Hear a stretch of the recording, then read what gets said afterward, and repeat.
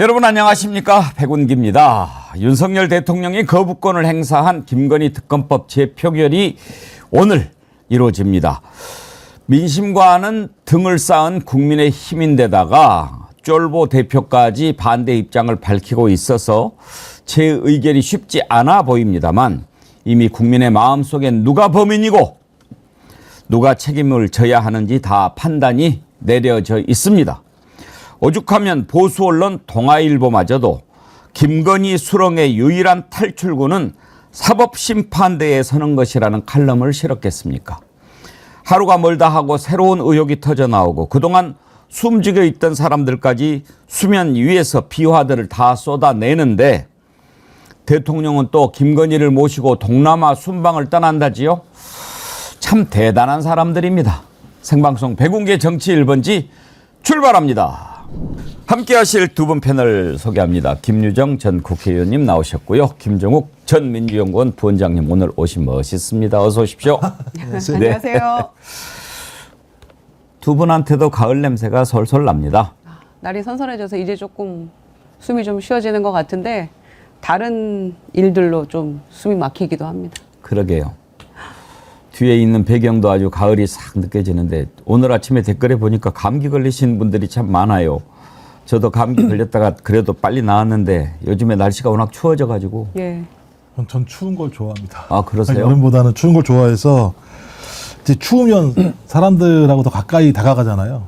여름은 옆에 있는 사람마저도 다 온도로 느껴져서 다가가기 싫은데 말씀하신 것처럼 가을, 겨울에는 연대를 해서 2016년처럼 좀 새로운 정치의 흐름을 만들었으면 좋겠습니다. 방금 김종욱 원장님이 그 말씀하시니까 신영복 선생님 글이 네. 생각이 나요. 감옥으로부터의 사색 그 책을 보면 없는 사람 살기에는 겨울보다 여름이 낫다고 하지만 감옥 생활은 참 차라리 겨울이 낫다. 여름에는 옆에 있는 사람을 미워하게 된다는 거죠. 그냥 살닿는 게 싫어가지고 그 뜨거운 여름 감옥에서 교도소에서 같이 이렇게 그래도 겨울에는 온기라도 나누면서 함께 하는데 수라도 있으니까. 그러니까요. 근데 옆에 있는 사람이 싫어지는 것 그게 너무 괴로웠다. 그런 얘기를 하시더라고요. 그러다 보니까 제가 김근태 의원이 이제 처음 국회의원이 됐을 때 한번 그 인터뷰를 한 적이 있어요. 좀 길게 인터뷰를 했고 이렇게 영상을 만들기 위해서 인천까지 같이 가는데 아주 더운 여름이었어요. 에어컨 안 키시죠? 에어컨을 안 틀어요. 그래서 더워 죽겠는데 그래서 차가 에어컨이 고장이 났나 그래가지고 왜 차에 에어컨을 안 트십니까? 그랬더니 추위에 대한 트라우마가 있으신 거예요. 그러니까 제가 그래서 이제 신영복 선생 얘기했죠. 이분은 이렇게 얘기하시던데 뭐 그런 분도 있겠지만 자기는 이 독방 생활을 많이 했는데 추울 때 그 추위가 추위를 넘어서서 추워서 죽을 수도 있겠다. 이런 그 공포를 느꼈다는 거예요. 그럴 수 있을 것 같아요. 그럴 수 있죠. 그래서 아무리 더워도 자기는 에어컨을 안 튼다고 그러시더라고요. 그 운전하시는 분은 참 죽어날 말이야. 저도 아주 더워서 죽는 줄 알았어요. 그 고문에 대한 트라우마 때문에 치과 치료도 잘 못하셨다고. 그 소리와 이런 것들 때문에 그런 여러 가지 이제 아픈 이야기들이 있죠. 근데 이제 그런 시절이 끝난 줄 알았는데, 어떻게 또 이렇게 역사가 거꾸로 가기도 합니까? 그러니까요. MB 정권을 거치면서 야 그렇게 쌓아올린 민주주의도 후퇴하는구나 라면서 우리가 통탄을 했었는데 그보다 더한 정권이 올 줄은 진짜 미처 몰랐거든요. 자고 나면 막 심각한 황당한 뉴스들 막 빵빵 터지고 이러니까 이제 좀 날씨는 살만해졌다 싶었는데 근데 윤석열 이 사람은 왜 그렇게 MB는 좋아하면서 MBC는 싫어하죠? MBC가 어제 밤 뉴스에 아주 상당히 놀라운 증인을 확보해서 녹취를 틀었습니다. 지난번에 김유정 의원님께서 강 씨라고 얘기를 해 주셨죠. 알파벳 EC로 이렇게 소개된 분. 그분이 어제 MBC에 나와서 이렇게 이제 증언을 하던데 국감에도 자기가 증인으로 나가겠다고 이야기를 했다죠? 그렇습니다. 행안위 국감에 10월 10일 날 출석을 해서 예. 다 밝히겠다. 그런데 김영선 의원하고 명태균 씨도 나올 듯 하더니 이제 또 안 나온다는 거예요. 예. 그래서 지금 국회에서는 동행명령장 발부를 해서라도 예. 뭐 데려와서 하겠다 지금 이렇게 얘기를 하고 있는데 이제 결과는 모르겠습니다. 다만 이 강모 씨가 나와서 얘기하는 것도 상당한 폭발력이 있을 것 같아서 10월 10일이 굉장히 기다려집니다. 기다려집니다. 네. 10월 10일. 몇 시에 안 돼요? 11시에 하면 안 되는데. 10시, 보통 10시에 시작을 하는데 증인들은 오전에 안 하거든요. 아, 그래요? 예, 증인 신문은 오후 정도에 하니까 다행이네. 아마, 예, 오후 한 국민의힘 의원들도 막 또 싸울 겁니다. 최대한 시간 줄여보려고. 아, 예. 오전은 그냥 오전에 난리를 싸우고. 치고. 오전은 아마. 거의 공방 파행으로 갈 수도 있는데 우리 정치 1번지 끝나고 하라고 그러세요. 예, 아마 100% 저는 끝나고 할 거라고 봅니다. 예. 네, 보니까는 최근에 이제 여론과 민심에 이 기자들이나 언론사들이 좀 밀려가지고 취재를 이제 시작을 한 것 같아요. 오늘 아침에 보니까 그 뉴스토마토의 그 박 기자가 예. 그 김어준 유튜브에 나와서 아주 의미심장한 얘기들을 꽤 했더라고요. 예. 들으셨습니까? 네, 저도 들었습니다. 그러셨죠? 예. 칠불사가 예, 그것만이 텔레만이 아니다. 아니다. 예, 예. 몇 가지를 더 준비했는데 야 이거 해봤자 소용없을 것 같아서 그 얘기를 안 했다는 얘기를 들었는데 그 내용과 관련해서 이걸 아는 사람들 이 새로운 취재원을 발견했다. 예. 이제 그러면서 내용이 뭐냐 계속 이제 김어준 그 공장장이 추궁을 하니까 김건희 씨 행보를 조정했다라고 하는 내용들에 대한 것인데 구체적으로 밝힐 수는 없고 조만간 아마 밝힐 수 있을 거라고 얘기해서 이 뒷얘기는 2016년 박근혜 최순실과의 관계랑 유사한 내용이어서 저도 매우 궁금하고 이제 드라마가 아주 막다른 가장 중요한 지점에 다가가고 있구나라는 생각이 많이 듭니다. 그런데 그동안에 김건희를 조정한 사람이 천공인 줄 알았는데 그러면 천공보다 명태균이 더 셌다는 얘기예요? 그러니까 이제 그게 누군지는 알 수 없습니다만 네. 말씀하신 것처럼 천공도 있을 것이고 명태균도 있을 것이고 뭐 김건희 씨 입장에서 자기가 그 사람들보다 더 도술이 세다고 얘기한 적이 있었잖아요. 나 만만치 않다고 얘기했었으니까는 아마 김건희 씨는 그 사람들에게 조종을 당했다고 생각하지 않겠습니다만 쌍방이 서로 조종하고 이랬다고 생각했겠죠. 궁금해하시니까 지금 말씀하신 부분 이따가 제가 준비해서 한번 보내드리도록 하겠습니다. 오늘 아침에 보수형님 TV님께서 그거를 보내주셔가지고 대단하시네. 예, 제가 알게 됐어요. 먼저 어제 MBC에서 그 강모 씨가 증언한 내용을 하나 좀 들어보도록 하겠습니다. 명태균이가 자기가 내가 대통령 당선시켰고 뭐 김영선도 뭐 저기 했고 막 이렇게 좀 과시를 했다. 이제 가장 중요한 부분이 뭐냐면 명태균 씨가 김건희랑 직접 통화한 사실이 있다. 내가 직접 들었다. 그런 증언이거든요. 지금까지는 막 김건희 보호하기 위해서 이런저런 얘기하고 그랬는데 그걸 누가 믿겠습니까? 그렇게 말하기 좋아하는 사람이. 한번 들어보죠.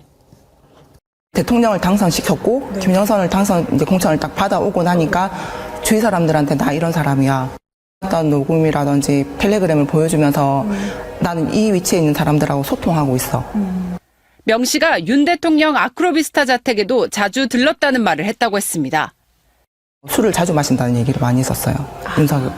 이제 김영선 전 의원하고 좀 많이 친해졌다. 언니 동생까지 하기로 했다 하면서 찍은 거를 보여줬어요. 이게 공천이에요. 고생해서 받아온 거랬어요. 본인이. 김건희 여사가 어떤 대가로 해서 어떤 뭐 경로로 해서 받았다는 그런 얘기는 못 들었고 윤핵관이 믿는 사람들 이제 물리치고 김영선으로 공천 받아왔다. 오빠 전화 왔죠? 잘 될 거예요. 이건 제가 지금 너무 많이 듣다 보니까 정확하게 기억을 하는데 지금 이분이 방송에 나와서 오빠라는 단어는 뭐 쓴 적이 없다 이렇게 얘기를 하시더라고요. 이 혹시 그니까 김 여사가 그렇게 말을 했다? 네. 그 음성 자체가 김 여사 음성이었어요. 김건희가 윤석열을 오빠라고 부르는 모양이죠? 지금 저 보도에 따르면 그런 것 같아요. 예. 그런데 또 명태균 씨는 내가 가지고 있는 거 다 뒤져봤지만 그렇게 부르지 않는다라고 얘기를 하고 있는데 나 주변 내가 찾아볼 수 있는데. 글쎄 말 우리가 다 샅샅이 뒤질 수 있는데 본인은 검찰 압수수색 할 때 미리 준비해가지고 그때 가져간 게 깡통폰이었잖아요. 예. 그러니까 검찰은 지금 이제 맹탕으로 아무것도 뭐 건질 게 없는 그 깡통폰 가지고 들여다본 거니까 내용이 없겠죠. 그런데 이제 본인이 가지고 있는 거에는 오빠라고 부르는 사실이 없다라고 하는데 저 강모 씨가 이제 와서 거짓말을 할 이유도 없는 것이고 지금 우리가 이제 방금 싱크로 들은 거는 뉴스토마토에서 보도했던 그 기사로 풀었었던 내용들을 이제 실제 목소리로 들은 내용이거든요. 그런데 뭐 이분이 없는 말을 지어낼 리 없고 김건희 여사 목소리를 모를 리도 없잖아요.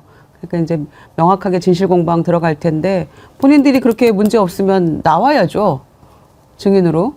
그런데 지금 소위 뻗대고 있는 형국이니까 어디까지 이제 이 여파가 미칠지는 좀 가봐야겠죠. 상임위마다 다 걸려 있거든요, 사실은.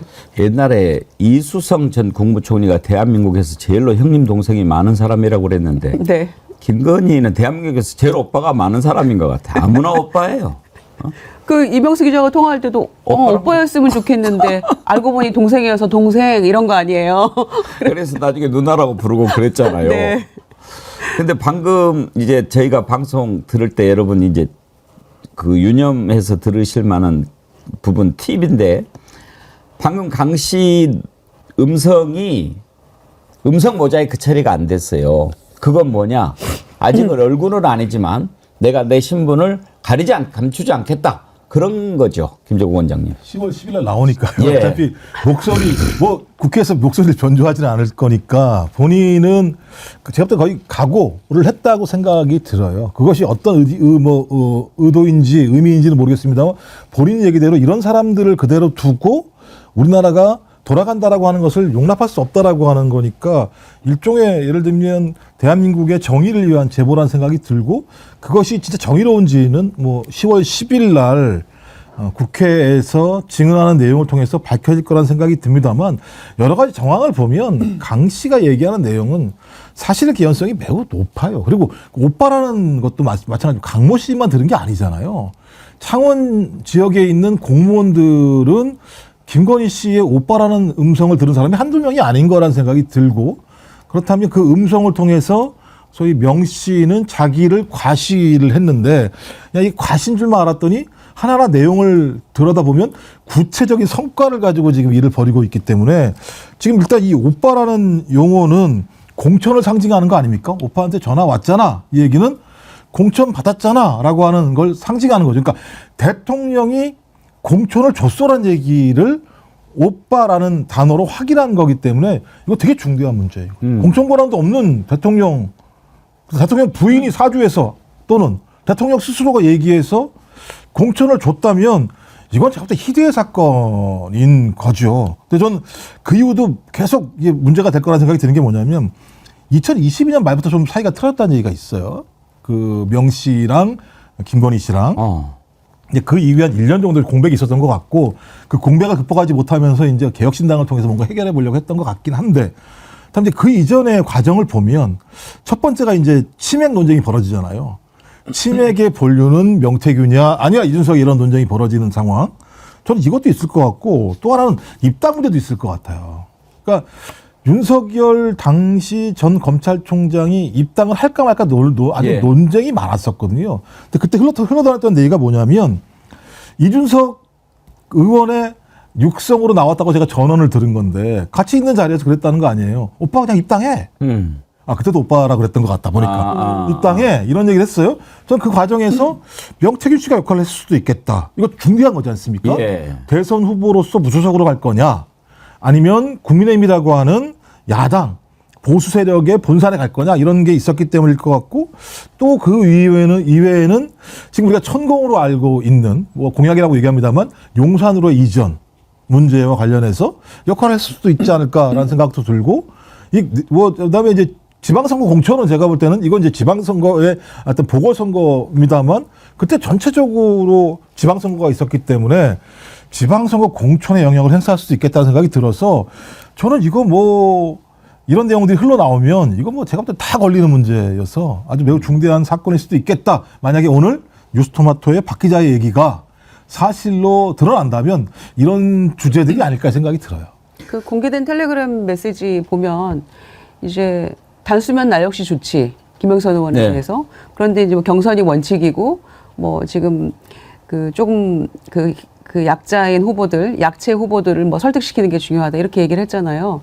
근데 결국에는 도와줄 수 없어서 경선해야 된다라는 건데 무슨 공천 개입이냐 이렇게 얘기하고 있습니다만은 권한이 없는 두 사람이 이 공천에 대해서 왈가왈부하고 이렇게 논의한다는 것 자체가 이게 이미 선을 넘어선 것이고 개입이거든요. 첫째로 문제가 있는 것이고 어제 강모 씨 MBC에서 나와서 내가 윤석열 당선시켰고 그다음에 김영선 공천도 받게 했고 그래서 나 이런 사람이야라고 과시하고 다녔다는 거 아닙니까? 그 얘기가 이제 육성을 통해서 입증이 된 것이고 또 그 주진우 기자하고 문자를 주고받은 내용 중에 그런 내용 있잖아요.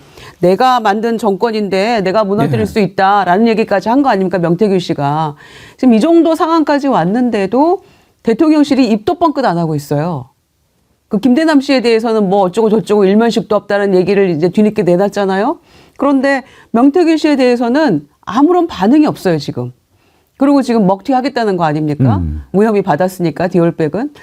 그런 식이니까 이게 모종의 뭔가가 있지 않고서야 이 사람이 이렇게 큰 소리를 칠 수 있겠습니까?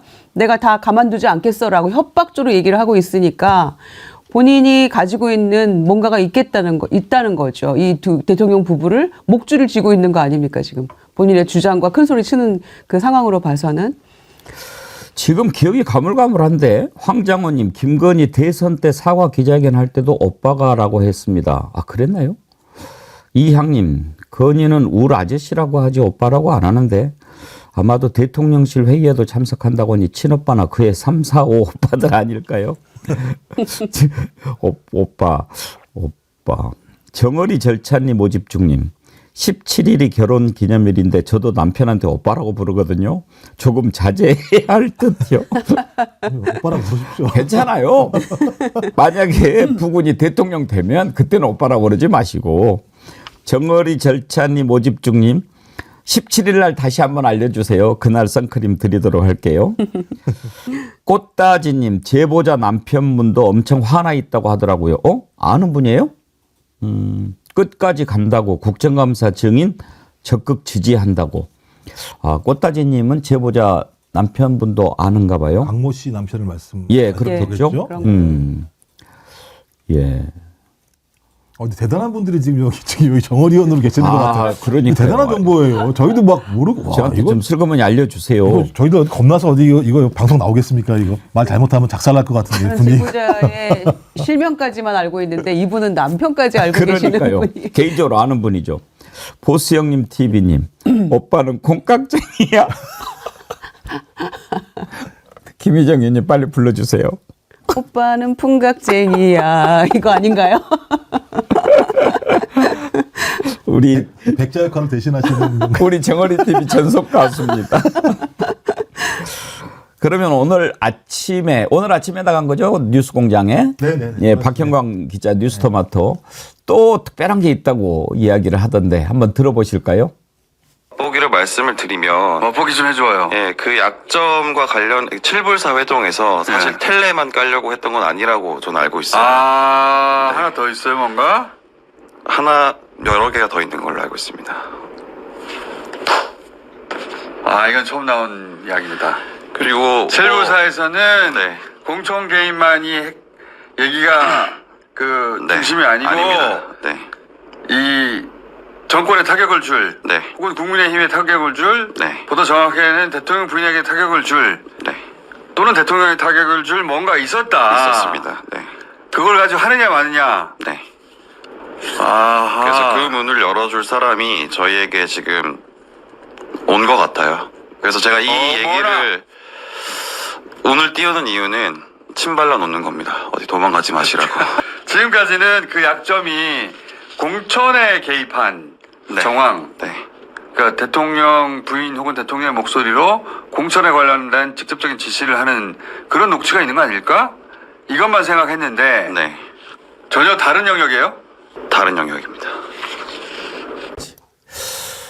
뭘까 또 궁금해지네요. 그 내용은 모르겠습니다만 예. 제가 지난주에 말씀드린 게 바로 이 부분이에요. 아하.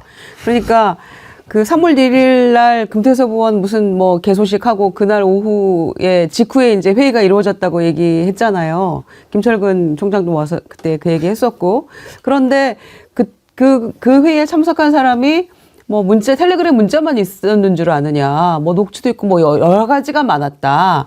그래서 매우 심각하게 논의를 했고 그런 얘기를 제가 들었거든요. 그러니까 아마 그 같은 맥락에서 텔레그램 메시지뿐만 아니라 다양한 다른 것이 있었기 때문에 심각하게 회의에서 논의가 됐다라는 얘기하고 아마 같은 얘기인 것 같습니다. 근데 이제 그 내용은 뉴스토마토가 이제 쥐고 있을 테니까 자체 예. 밝히겠죠. 예. 예.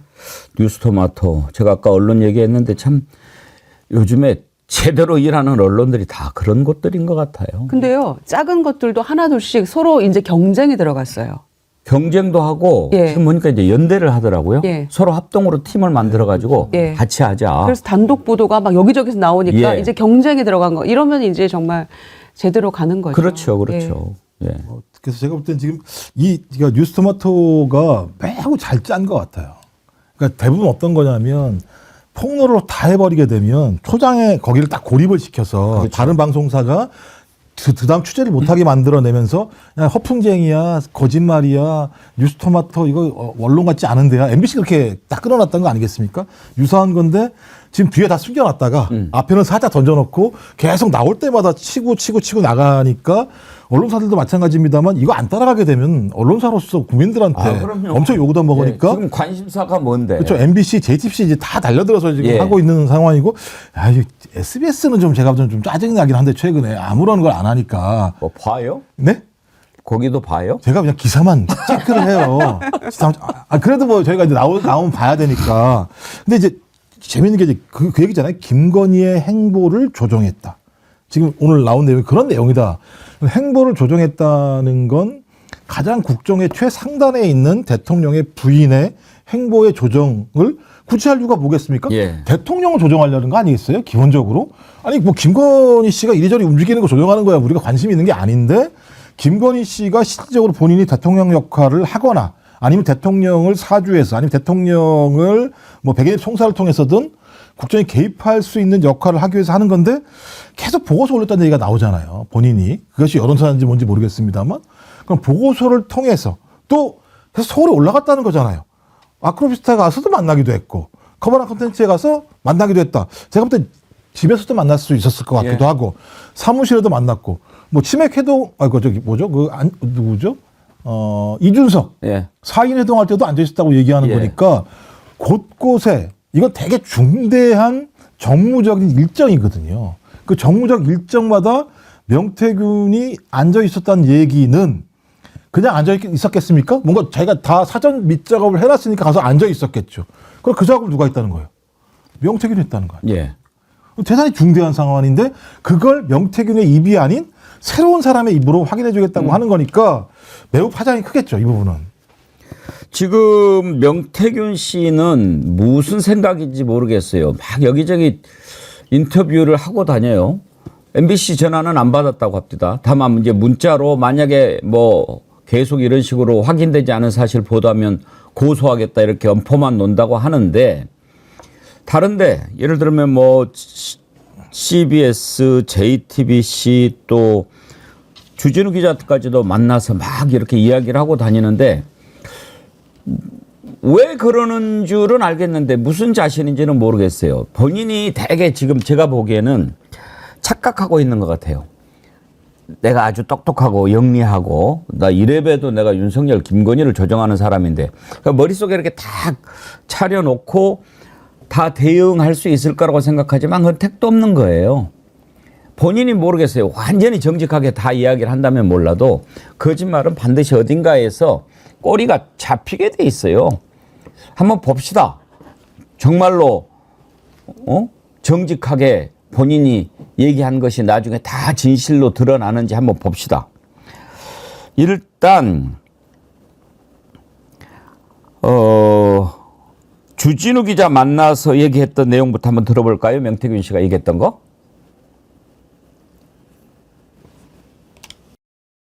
여사는 절대 내가 힘이 없다 할 수가 없다.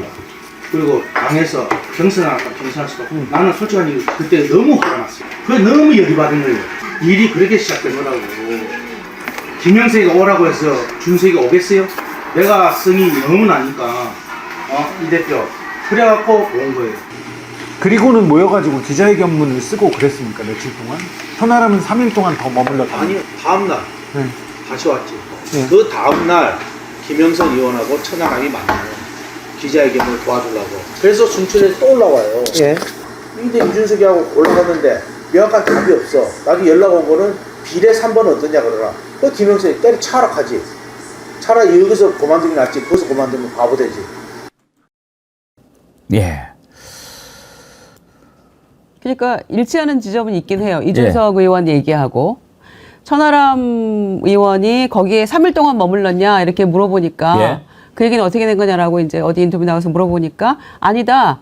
그날 갔다가 다시 그 다음날 왔다. 그런 얘기들은 일치하는 것 같긴 해요. 네, 예. 그런데 지금 뭐 비례 3번 다시 올라가서 이런 얘기는 지금 이준석 의원이 했던 얘기하고 완전히 배치되거든요. 왜냐하면 그 자리에서 이거 말 안 되니까 바로 이건 거절했다, 손절했다라고 이준석 의원은 얘기를 했었는데 지금 얘기는 또 다른 얘기잖아요. 명태균 씨 얘기는. 갔다가 3번은 어때라고 전화가 왔다는 건데 그런데 개혁신당 쪽에서는 본인들이 뭐 비례를 제시한 바 없다. 1번 뭐 이런 식으로 제시한 바도 없고 그 자리에서 치웠다고 얘기했는데 또 얘기가 달라지는 거거든요. 그러니까 이건 무한 진실 공방으로 가는 건데 숨겨진 뒷이야기가 지금 더 있을 것 같다는 생각이 드네요. 3.1절 회동이 문제인 것 같습니다. 오늘 참 매우 아쉬운데요. 누가 계셨어야 되는데 계셔서 이거 어떻게 된 겁니까? 3번 비례가 왔다는데 말씀하신 거에 의하면 뭐 너무 애매해서 그 내용을 보니까 그냥 뭐 선의의 어떤 조언 정도라고 생각이 들어서 아무것도 하지 않고 그냥 내려왔다. 왜? 3월 1일 행사가 중요해서 새벽 4시 왔다라고 얘기했는데 갑자기 그렇게 내려가신 분이 3월 1일 날 그냥 개소식에 모여서 잠깐 잡담을 나누셨는데 잡담을 나누신 후에 그 비례 3번은 어때라고 전화를 하셨다고 말씀하시면 전혀 이게 뭐가 안 맞으니까. 그래서 저는 이준석 의원도 마찬가지입니다만 진실을 말씀하셔야 돼요. 이 정도 왔으면 본인이 어떤 형태로든지 자국이 남을 수 있겠죠. 이런 부분과 관련해서. 근데 정치라고 하는 건 다 이렇게 자국이 남고 비판받으면서 성장하는 거예요. 본인이 무슨 뭐 용 빼는 재주 있습니까? 본인이 뭐 대단히 뛰어납니까?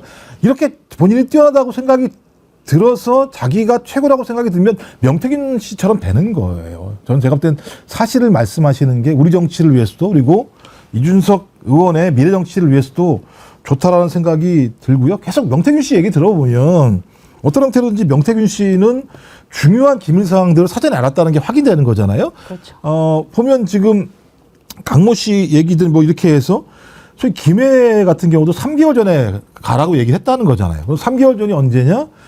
아마 23년 12월쯤일 것 같은데 국민의힘에서 당무감사가 끝나서 내부적으로 30% 10%에 해당되는 사람들을 알았던 시점이거든요. 그러면 그건 당 내부에만 비밀리에 가지고 있는 거고 소수만 알고 있는 내용인데 지금 명태균 씨 전화 통화 내용을 보면 본인이 이 사실을 그 당시에 알았다는 거고 알았기 때문에 김영선 그 당시 의원에게 김해 가라고 얘기를 했다라는 거라면 명태균 씨는 국민의힘의 모든 기밀 사항들을 그냥 즉시 알았다라는 얘기인 거고 또 본인이 자랑스럽게 얘기하잖아요. 컷오프가 결정되는데 아직 공개가 안 된 이유가 나 때문에 공개가 안 된 거야라고. 김영성 씨는 이미 컷오프가 결정됐는데 내가 계속 땡깡 부리고 소위 대통령 부부에 대해서 협박하니까 아직까지 발표를 하지 못하고 있어라는 얘기가 나올 정도의 상황이라면 저는 아까 의원님 말씀하셨던 것처럼 대통령실이 설명을 해야죠. 설명을 못하는 건 명태균 씨가 지금 여전히 중요한 자료를 가지고 있기 때문에 바로 공격을 못하는 거라고 생각이 들기 때문에 명캐비넷 검찰 뭐합니까 그거. 휴대폰 하나 제대로 압수수색도 못하고 말이죠. 찾지도 못하고. 그러니까요. 깡통폰인 걸 알았으면은 실제 폰을 뒤져서라도 또 그걸 가지고 수사를 해야죠. 그런데 그냥 내버려 두고 있는 거 아닙니까? 그 실제로 3월 초에 뒤늦게 김해 쪽에 이제 발표가 났거든요. 공천 자체가. 그러니까 명태균 씨가 얘기한 대로 그대로 다 맞아 떨어지고 있는 거죠. 앞뒤가. 지금 CBS하고도 전화 통화를 했던데 그것도 한번 들어볼 텐데요. 척한악마님께서 앵커님도 방송 중 전화해 보시죠. 전화 잘 받던데 어디가 방송 중에 전화한 거 그거 보셨나 본데 둘이 원래 아는 사이 같던데요. 그건 그래서 그런 것 같은데 저는 그런 사람 별로 알고 지내지 않습니다. CBS에서 명태균 씨 전화 통화해서 들었던 내용 보면 내가 윤석열, 이준석 치맥 해동을 짰다.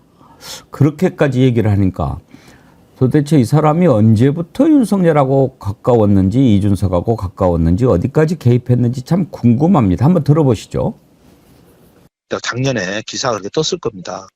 그래서 이준석 대표가 이래요. 제가 2번을 갔다 거기에 2번을 갔다. 그런데 거기에 2번 다 똑같은 분이 배석하셨다. 윤 핵감보다 더 친하신 분이. 그게 저예요. 한 번은 아크로비스타 집에, 한 번은 코바나 콘텐츠. 대통령이 전화가 오죠. 아니 이 대표가 말이야. 우리 집에 아직 입장도 안 했는데 우리 집에 온 거를 말이야. 언론에 흘리면 어떡해. 그러면 건대 앞에서 만난 거 누가 그렇게 짰겠어요. 치맥 첫 공식 행보라고 한 거. 그걸 하게 한 거는 나. 그게 나온 사람이 나예요. 내용이 별게 없어요. 내가 계속 얘기하는 거예요. 김영선이 아니 다른 사람들 중진들은 다 검지 가면은 전략공천 줬는데 서병수거나 아니 거기 가서 지금 경선하는데 지금 실질적으로 보름도 안 남았는데 김영선이 어떻게 하래 김에서. 그래서 내가 여사님한테 아니 이건 실질적으로 어려운 일이다. 그 여사는 내가 능력이 없다. 내가 그 할 수 있는 힘이 없다. 내가 도와줄 수가 없다. 뭐 이런 식의 이야기를 했던 것 같아요. 여러 가지 이야기를 오래 했어요. 한데 텔레그램에 남아있는 거 경선해서 열심히 가서 하는 수밖에 없다. 그 이야기 하셨어. 제가 봤는데요. 이게 문제가 뭐냐. 공무원들 앞에서 그 녹음을 들어서 오빠한테 전화 왔죠 이러면요. 공무원들이 가만히 있겠어요? 그 내용이 그리고 나는 여사가 대통령한테 오빠라는 걸 처음 못 들어봤어요. 그리고 그게 말이 안 되잖아요. 그러면 그거에 대해서 녹음한 걸 갖다 내든지. 그리고 제가 다 확인을 해봤어요. 그런 녹음 자체가 없어요. 저한테는. 오빠라는 것 자체가. 들었다는데 그러니까 깡통폰 말고 그거를 그냥 내면 돼요. 저는 뭐 이런 생각도 해봐요. 오빠라는 것 자체가 없다. 녹음한 거 그 부분만 삭제했을 수도 있고 또 뭐 만일에 대비해서 다른 데다 옮겨놨을 수도 있고 그러는데 포렌식이라는 게 뭡니까? 디지털 포렌식. 삭제해도 다 나와요. 그렇죠. 다 복구할 수 있죠. 그거 내놓으면 돼요. 자신 있으면 내놔야죠. 예. 그런데 지금 그 대선 즈음에 2번 집에 아크로비스타 한 번 가고 코바나 콘텐츠 가서 만났다고 했잖아요. 그때 이준석 의원이 했던 얘기가 생각이 나는데 그게 나중에 이제 윤핵관보다 더 가까운 사람이 2번 다 참석을 했다라고 하면서 그게 김건희 여사라고 얘기를 했거든요. 예. 이준석 의원은. 그런데 명태균 씨는 그게 나야 이렇게 얘기를 하고 있으니까 이것도 진실을 좀 규명을 해볼 필요가 있고요. 2번째는 치맥 해동도 이준석 의원은 전혀 다른 얘기하고 있거든요. 내가 얘기해서 비서실에서 다 현장 답사가고 건대 입구로 정한 것도 나하고 그렇게 한 것이다라고 얘기를 하니까 두 사람 얘기가 완전히 배치되고 있어서 이거 뭐 이준석 의원도 행안위 국감에 증인으로 출석을 해야 될 것 같은데요. 이준석 의원도 상당히 잘 알기는 아는 사이라고 얘기를 하고 있어요. 그러니까 윤석열 대통령 뭐 총장 시절에 윤석열 대통령 뭐 명박사다 불렀다 뭐 이런 얘기도 하고 그러던데 그러면 이준석 대표 얘기를 한번 들어볼까요? 그때 대통령이 되기 전이지만 윤 전 총장은 명박사라고 호칭을 합니다. 아, 명박사 이렇게. 네. 그러니까 일반적으로 그냥 그 전부터 알고 있었던 관계고 어느 정도 대접을 해주는 관계라는 걸 알 수 있죠. 그러네요. 네. 그리고 이제 김건희 여사는 그때 이제 선생님이라는 호칭을 쓰는데 명 선생님. 네. 근데 제가 아는 선에서 김건희 여사는 그 호칭은 자주 씁니다. 그러니까 명색률 사장에 대한 특별한 호칭이라기보다는 누구 네, 선생님, 누구 네, 선생님. 본인들을 도와주는 사람들에 대해서는 거의 선생님을 호칭하는 걸 제가 봤었기 때문에 꽤 가까운 사이고 꽤 대접해주는 사이 같은 느낌? 예. 제가 이걸 다 말씀드릴 수 있는 이유는 뭐냐면 그 당시에 그렇게 문제 있는 관계를 보지 않았기 때문에 보는 거죠. 이제 이준석 의원도 뭔가 해명을 해야 되니까 이제 이런저런 얘기를 다 해놓는데 저는 그 명태균 씨 방금 그 녹취를 듣고 박하님께서 옛날 약장수 같지 않나요? 그런 느낌을 주셨는데 뭐 약장수까지는 모르겠습니다만 저는 그 목소리를 듣고 그다음에 전개되는 상황을 보면서 어떤 생각이 드냐면은요. 명태균 씨의 수준을 여러분 어떻게 느끼십니까? 지금 이제 명태균 씨는 그 이야기 하면서 지금 자꾸 언론과 인터뷰하는 것은 사실 이게 이제 자기가 맨먼저 불을 지핀 거 아닙니까? 이걸 가지고 김영선 공천 가지고 뭐 돈 받아먹고 이제 이렇게 해보려고 터뜨렸는데 이게 상황이 의외로 커지고 김건희까지 나오고 이러다가는 이제 큰일 나게 생겼으니까 불을 끄고 있는 거죠. 그건 그거고 그 과정에서 명태균 씨가 했던 얘기들을 들어보면 대한민국 정치 내가 좌지우지하고 있어. 이게 느껴지지 않습니까? 그런 것을 느끼게 하는 또 한 사람이 누굽니까, 여러분? 김건희 아닙니까? 김건희가 정치를 알면 뭐를 얼마나 알겠습니까? 그 전에 우리가 이명수 기자와 7시간 녹취해서 하하하 뭐 이렇게 하는 얘기 들었을 때 얼마나 대한민국 정치에 대해서 김건희가 가지고 있는 식견이라든지 이런 게 천박하고 유치하고 정말 어디 미장원에서 여자들이 가볍게 주고받는 그런 정도 수준 그런 걸 느끼지 않았습니까? 정치가 그렇게 간단한 게 아니에요. 왜 정치 국회의원들이 나가서 정치를 할 때 공천 심사를 하고 그 사람이 살아온 모든 것을 평가를 받는 거거든요. 그렇게 해서 국민의 대표가 되는데 지금 그냥 대통령 됐다고 그리고 그 대통령의 마누라라고 그 마누라하고 친하다고 그냥 내가 힘이 있으니까 대한민국의 모든 정치를 좌지우지할 수 있는 것처럼 착각하는 자들이 지금 어찌 됐든 간에 그 힘을 가지고 조물락거리고 있는 겁니다. 지금 대한민국 정치가 이 모양 이 꼴이 돼버린 게 바로 이런 자들이 힘을 쓰고 먹히고 그러니까 그런 것 아닌가? 김 의원님 저는 명태균 얘기 들으면서 김건희가 떠오르고 김건희와 명태균 이런 사람들이 저지른 일을 보면서 지금 왜 이렇게 정치가 타락했는가 엉망이 됐는가 그런 생각이 전 드네요. 그러니까요. 아까 명태균 씨가 이 대통령 부부를 그냥 다 좌지우지할 수 있는 사람이라고 본인이 이제 뻐기고 다니면서 그렇게 했던 그 증언 목소리가 나왔었잖아요. 강모 씨의. 그런데 사실 윤석열 대통령 부부의 수준이 그렇게 대단하게 높습니까 지금? 정치적으로? 그 두 사람에 대해서 조종하고 좌우한다고 큰소리 친들 그 수준이 비슷한 사람들 아니겠어요? 그러니까 이 명태균 씨 같은 사람한테 국민들이 이 국정 운영의 최고직에 있다고 생각하는 대통령이 놀아났다. 또 그 대통령 뒤에 백그라운드로 작용하고 있는 김건희 여사도 조종하고 있다. 이렇게 하니까 이 삼각, 이 트라이앵글이 기가 막힌 거 아니겠어요? 이 명태균 씨가 등장하고 나서 천공이 지금 굉장히 그 수면 아래로 가라앉아서 천공이 무슨 생각하고 있는지도 참 궁금한데 명태균 씨 육성으로 천공을 굉장히 무시하더라고요. 그러니까 천공이의 망공이 있냐 우리가 막 이랬는데 천공이의 명태균인가? 라는 생각을 하게 되는 거죠. 그래서 정치의 수준이라는 게 정권 출범한 지 이제 11월 8일이면 반환점이거든요. 딱 절반 되는 시점인데 임기 절반. 그런데 아직까지도 윤석열 정권이 가고자 하는 국정 아젠다가 뭔지 우리 모르잖아요.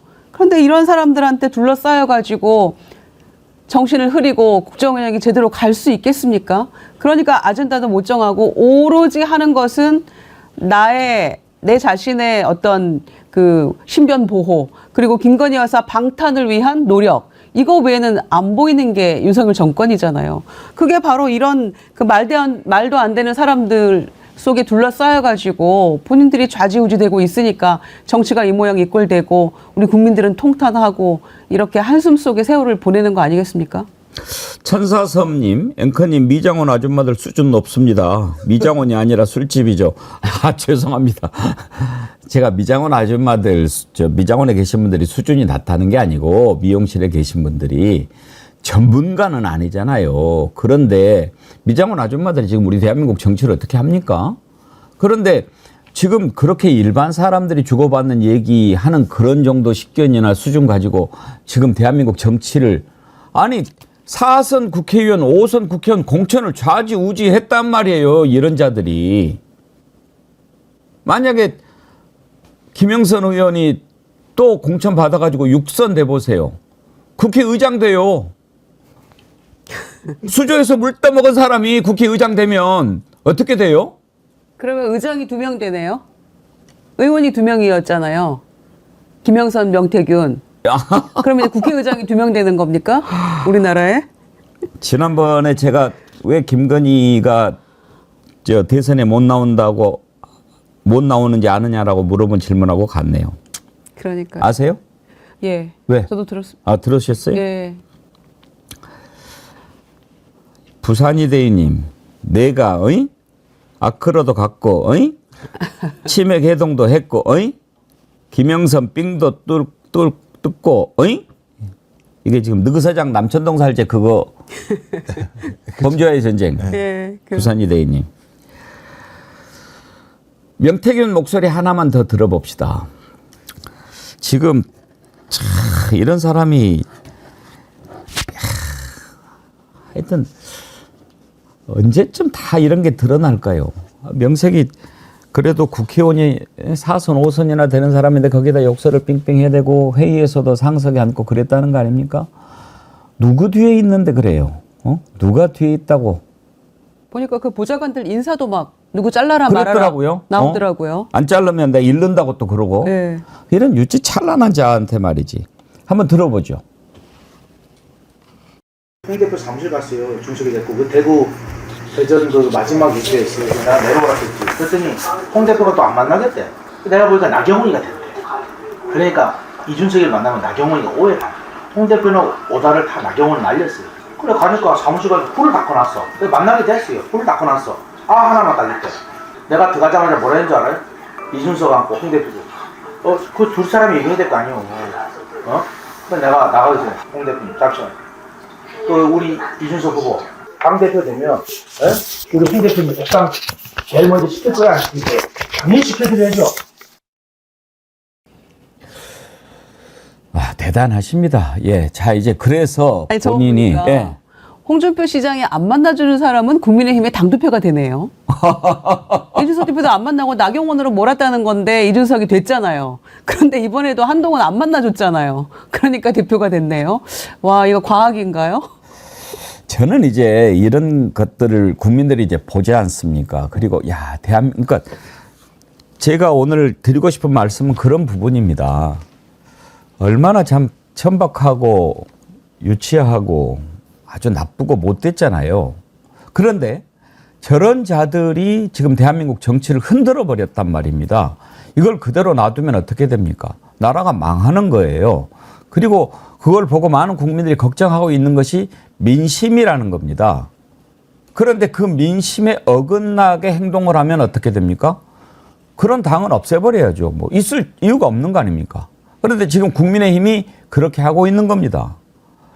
오늘 이제 김건희 특검법, 최혜병 특검법 재의결을 하게 되는데 국민의힘 아마 이번에도 다 뭐 반대할 것 같아요. 뭐 거부한다고 하니까.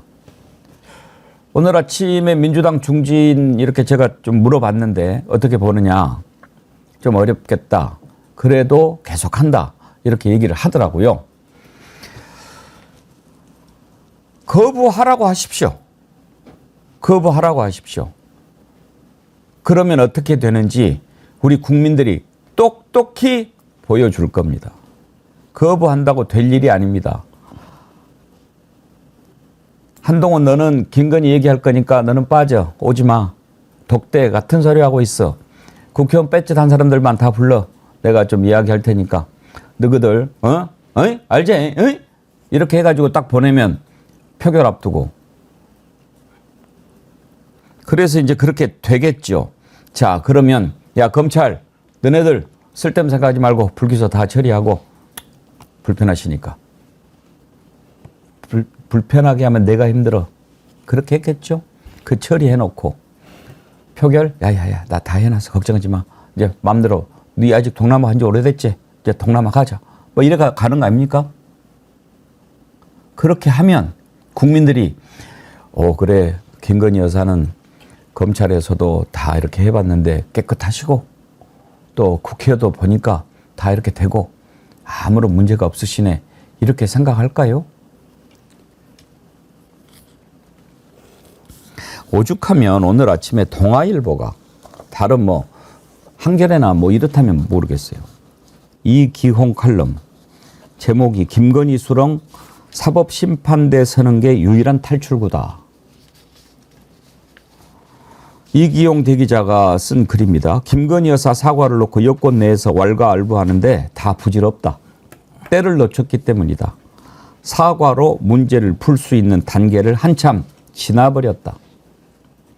결론부터 말하면 유일한 해법은 사법적 심판대 앞에 서는 것이다.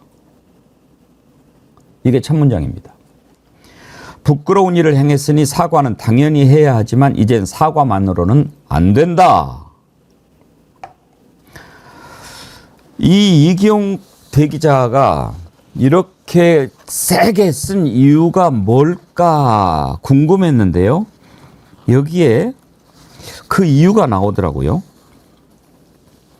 오래전부터 정치권 주변에선 V1, V2라는 말이 돌았다. V는 VIP를 줄인 표현으로 대통령을 지칭한다.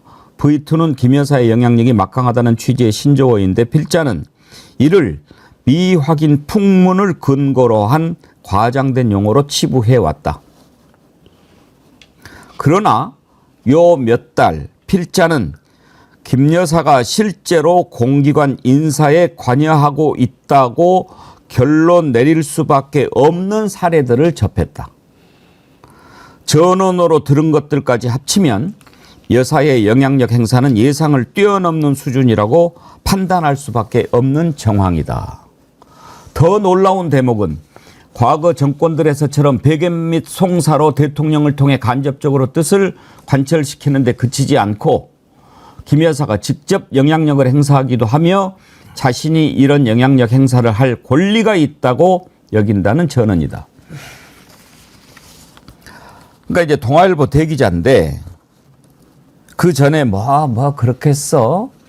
그랬는데 확실하게 그러니까 이제 기자가 뭐 좀 팩트가 확인돼야 뭐 믿는 거죠. 김 여사가 실제로 공기관 인사에 관여하고 있다고 결론 내릴 수밖에 없는 사례들을 접했다는 거죠. 팩트를 확인했다는 거죠. 그래서 이제 사과 갖고 안 되겠구나. 너는 사법적 처리 받아야 되겠구나 라고 생각을 해서 쓴 거죠. 저는 그걸 보고 어떤 생각이 들었냐면 인제 알았냐? 인제 알았냐? 명색이 메이저 언론사 기자가 그런 생각도 좀 들었습니다. 최재형 목사가 진작 얘기하지 않았습니까? 직접 들었다고. 그래서 언더커버 취재를 시작하게 됐다고. 만나러 갔는데 그 앞에서 금융위원 누구 해? 라는 얘기를 듣고 아무리 내가 가깝고 이 사람을 통해서 뭔가 이루고자 하는 의도가 있을지라도 이건 안 되겠다. 그래서 명품백을 준비해가지고 잠입 취재를 했다고 이야기하지 않았습니까? 왜 그때는 못 믿고 이제 자기하고 가까운 사람 얘기하니까 그때야 믿습니까?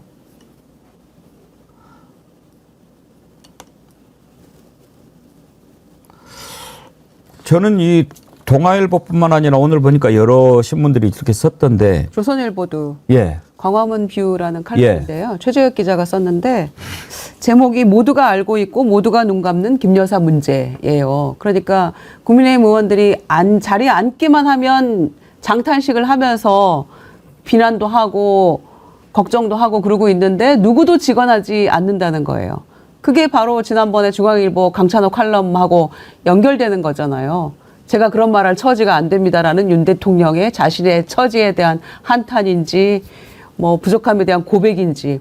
그러니까 이 모든 이 상황을 종식시킬 결정권자 주체는 김건희 여사 스스로 이걸 자제해야 된다는 건데 스스로 내가 뭘 잘못했냐라고 한다는 거 아닙니까? 사과 얘기 지금 사과해서 되겠습니까? 사과로 될 일도 아닌 그 사과 문제를 가지고도 대통령실에서 뭘 사과해야 되냐고 얘기를 하고 있잖아요. 그러니까 현실 인식이 이렇게 격차가 큰데 무슨 사과를 할 것이며 무슨 방향 전환과 태도 변화가 있겠습니까?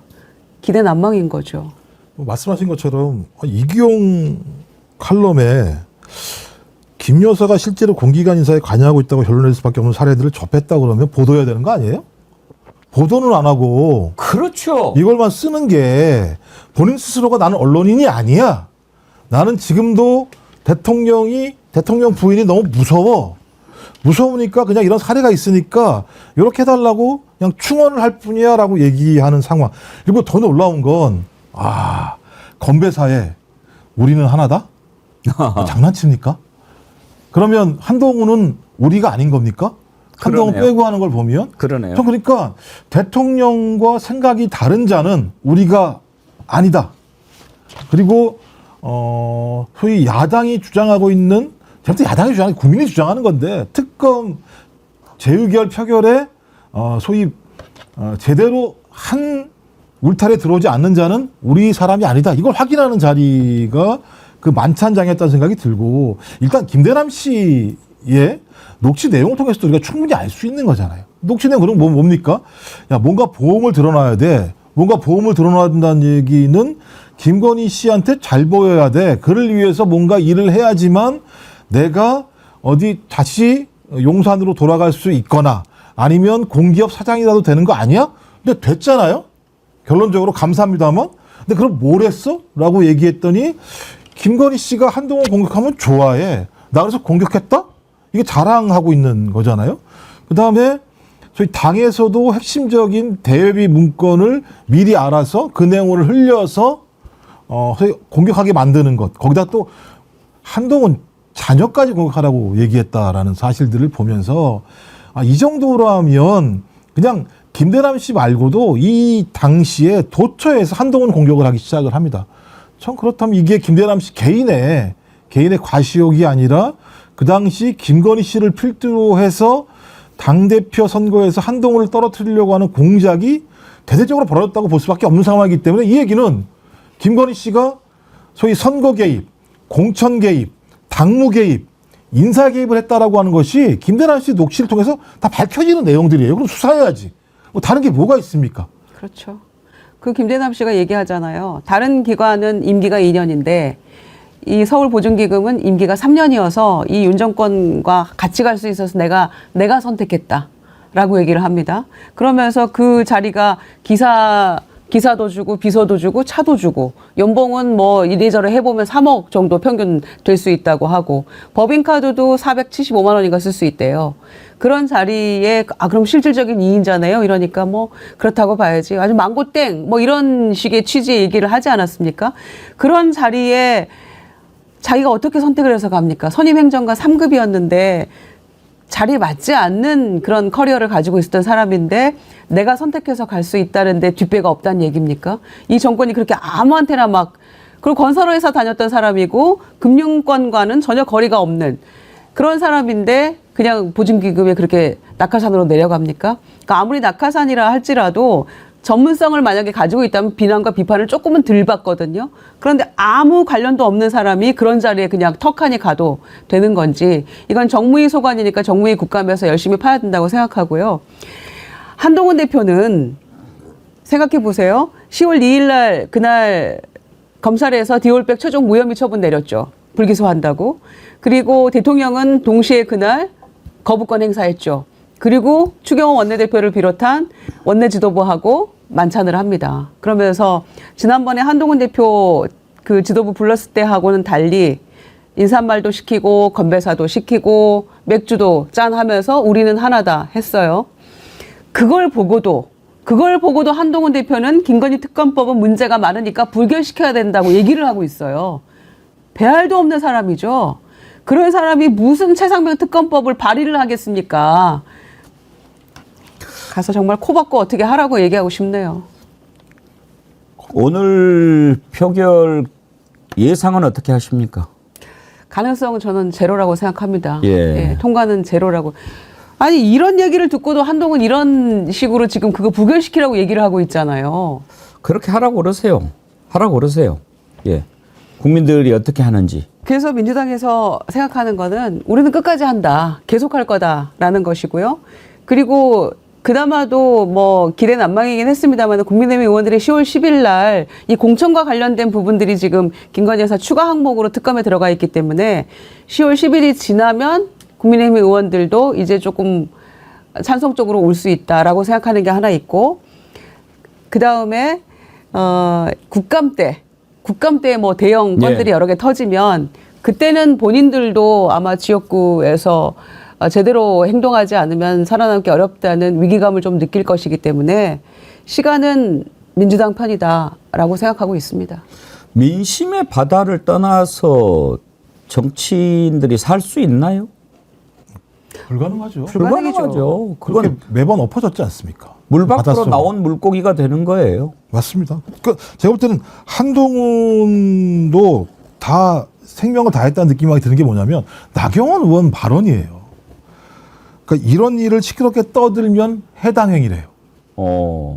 그 얘기는 뭐냐? 한동훈, 너 이런 문제 계속 떠들면 해당 행위야라고 얘기를 하는 거예요. 당대표의 발언에 대해서 그 당에 있는 의원이 해당 행위라고 주장하는 상황. 이런 얘기를 들으면 싸워야 되는데 아까 말씀하신 한동훈이 한다란 얘기가 김건희 특검법이 통과되고 시행되면 사법 질서가 흔들리게 될 것이다라고 얘기를 하고 있어요. 야당이 제안하고 야당이 특검을 선택하는 건 위헌적이라고 얘기를 하는 상황이에요. 저는 이런 얘기를 하고 있는 자가 소위 지금 집권 여당의 당대표를 하고 있는 상황 자체가 매우 부끄럽습니다. 아니, 본인은 그럼 2016년에 위헌인 것을 뻔히 알면서 그 탄핵 특검에 합류해서 칼자루를 마구 휘두르는 겁니까? 저는 이런 행태들을 보이고 있는 당대표가 존재하고 있고 그렇게 대통령과 의원들 또 원내대표에게 개무시를 당하면서도 끝까지 대통령 부인을 지키려고 하는 모습을 보면서 저 사람들은 무엇을 위해 정치를 하는가? 말씀하신 국민을 위해 정치를 해야 되잖아요. 야당이 하라고 했습니까? 국민의 60% 70%가 김건희 특검 하라고 얘기하고 있는 상황이면 국민의 뜻에 맞게 국민의 뜻을 반영하는 게 정치잖아요. 그것 때문에 본인이 싸웠던 거 아니에요? 대통령하고도 일부? 국민의 민심이 더 중요하다. 대통령의 생각보다는. 그랬던 사람이 끝내 따지고 보면 그냥 권력을 얻기 위한 지금 싸움을 하고 있다라고 하기에는 달리 설명할 방법이 없는 것 같아요. 그래서 10월 말이 이제 한동훈 대표 100일이거든요. 7월 23일 날 전당대회가 있었으니까. 아직 100일 안 됐어요. 100일 안 됐습니다. 그래서 비대위 선물 받을 거라고 한 100년 된 것 네. 같은데. 그래서 그때 쫓아내고 100일 기념으로 아마 비대위 들어선다 이런 말들이 공공연하게 나오고 있거든요. 그런데 이 정권은 설마 그러겠어 하는 일들이 다 그냥 버젓이 일어나고 있기 때문에 10월 말을 기대해 보겠습니다. 아까 동아일보 기자 칼럼을 이렇게 소개를 해드렸는데 김종국 원장님께서 그걸 알았으면 기사를 써야지 그러셨잖아요. 그게 지금 메이저 언론의 현 주소입니다. 딸토맘님 참 빨리도 알았네.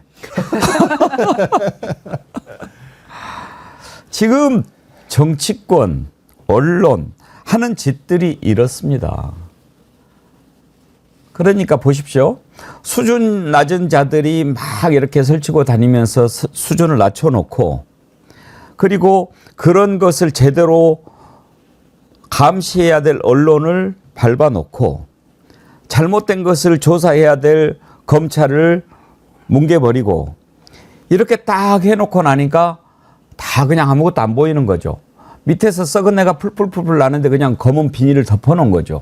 그래놓고 깨끗한 양탄자루 위에다 딱 깔아놓으니까 이 사람들은 코가 어떻게 됐나요? 그래놓고 이제 동남아 순방을 간다는 거예요. 아니 그 김대남 씨 연봉 3억짜리 그 감사 자리 말고요. 예. 지난번에 저희가 21g 그 제주도 업체 인테리어 업체가 김 여사하고 관련돼 있어가지고 이번에 국감 증인 채택됐는데 지금 안 나온 연락이 안 된다잖아요. 사라졌대. 그 21g 대표가 그렇게 지금 사라졌잖아요. 예. 그런데 그 인수위 과정에서 김호진 비서관 정권에 뭐 그 밀접한 분들이 추천을 했는데 누군지는 기억 안 난다라고 했었잖아요. 그리고 감사원 감사에서 이 사람은 지금 공직자로서 부적격하니까 나중에 인사에 참고해라라고 인사혁신처에 보냈잖아요. 그래서 공항공사 사장으로 이 사람이 6월 달에 어플라이를 했는데 향후 어떻게 되는지 지켜보자. 감사원의 어떤 경고까지를 뭉개고 이 사람을 시키는지 이렇게 얘기를 했었잖아요. 그런데 지금 오배수 안에 들어갔다는 거예요. 13명이 지원을 했는데 6명이 뽑혔고 그중에 1명 면접 탈락하고 5명이 올라갔는데 문제는 뭐냐면 5명의 후보자 중에서 대통령실과 관련된 사람은 김호진 전 비서관이 유일하고 그다음에 임원 추천위원장에 경호처 전 직원이 들어갔대요. 그러니까 임원 추천위원회 이제 그 상근 이사들이 비상근 이사들이 이제 들어가는데 비상임 이사 7명 중에 4명이 임원 추천위원회에 들어갔고 그중에 2명이 적어도 이 정권하고 관련된 사람들이 들어갔다는 거예요. 그러니까 이제 이 기재부 통해서 절차가 좀 남아 있고 대통령이 최종 1명을 임명하는데 오베스 안에 대통령실과 관련된 사람 유일한 사람인데 될 가능성이 거의 높지 않겠어요? 이 사람을 위한 빌드업인 것 같은데 그렇다라고 하면은 완전히 감사원의 어떤 그 인사혁신처에 보냈던 경고조차도 다 무시하고 내 마음대로 또 주겠다는 거 아닙니까? 공항공사 사장을. 그러니까 이게 이기영 칼럼에 나왔던 그런 예 중에 하나가 또 될 텐데 그러고도 이 정권이 정상이라고 생각하는지 그 언론들이 나서가지고 수사도 해야 되고 해야 되는 거 아니냐라고 그 예들을 뭉뚱그려서 예라고만 하지 말고 적시하면서 함께 해야 되는 거 아닙니까? 그러니까 지금 확인되는 거 딱 있는 거죠. 그러니까 김건희 씨를 위해서 한동훈을 공격하면 서울보증공사 상임 감사로 갈 수 있다라는 게 지금 확인이 된 거고 또 하나가 소위 코바나 컨텐츠의 후원업체였던 21세기 그램 이 사업을 했는데 21g이 사업을 했는데 그 사업의 추천을 누가 했는지 모른다고 눈을 감아주면 한국공항공사 사장이 될 수 있는 가능성도 높아지는 세상. 그러면 모든 것은 어디를 통한다? 건의로를 통한다. 건의가 시키는 대로 하면 좋은 자리로 갈 수 있다. 건의대로네. 네, 건의대로. 네. 대자 쓰기 싫어가지고 건의로로 하시죠. 건의로로 하시죠. 이상한 나라죠. 제가 볼 땐. 이상한 나라. 이향님, 동남아 쪽에 노후에 도망가서 살 곳 찾느라 저리 바쁘게 애국 나간다는 말도 있습니다. 버거킹님, 마지막으로 세종기지 순방도 갈 듯. 11월 달에 또 나간다고 하더라고요. 또 가요? 네. 계속 나간다는데 계속. 계속이에요, 계속. 11월에는 갈 수 있을지 없을지 모르겠어요. 제가 항상 지금 10월의 기적을 얘기하거든요. 10월의 기적은 뭐냐? 지금 이제 여권에서 10월 위기설이 나오거든요. 10월 위기설이 뭐겠습니까? 10월의 기적이죠. 한번 봅시다. 조은정님, 거부하려면 해봐라. LED 촛불 사놨다 이놈들아. 바람이 불어도 꺼지지 않는.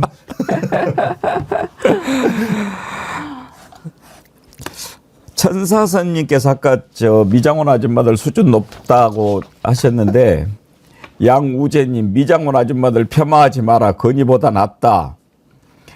이향님, 앵커님, 미용실 아주머니들 요즘 그렇게 수준 낮지 않아요. 그냥 다른 사람 등쳐먹고 사는 사람들 허세 부리는 천박함이 담긴 거죠.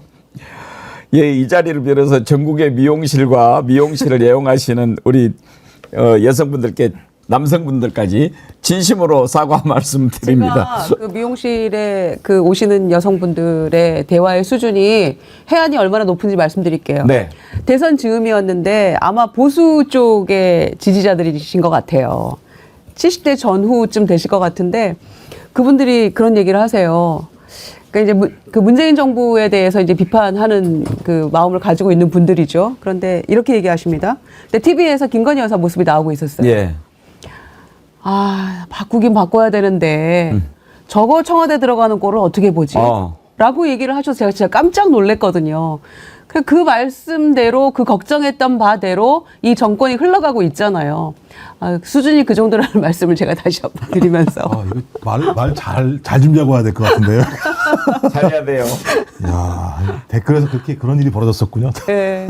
그래서 정말 제대로 보시는구나 그런 생각했었죠. 그게 보수 지지자였는데도 그런 우려를 이미 2년 반 전에 하시더라고요. 한마디 외치시죠. 대한민국 아줌마 만세 이렇게. 대한민국 아줌마 만세. 대한민국 미용실 만세. 예. 10월의 기적 꼭 일어나길 바랍니다 하셨는데 일어납니다. 우리가 함께하면 간절히 바라는데요. 뭐 일어납니다. 오늘 1부는 여기까지 하겠는데요. 앞부분에 오늘 아버님 목욕시켜드린다는 김정숙님 제가 효녀시라고 칭찬을 해드렸는데 헉 감사합니다. 전 아들이고요. 어휴. 김정숙 여사님은 이번 6월에 돌아가신 어머니 조남입니다. 15년 지켜드리다 돌아가셔서 간직하고 싶어서 어머니 이름으로 대화 참여하고 있습니다. 그렇게 보내주셨네요. 아이고. 예. 효자 아들 김정숙님 아버지 목욕시켜 주시는데 어머니가 오래 가셨군요. 네, 감사합니다. 아이고.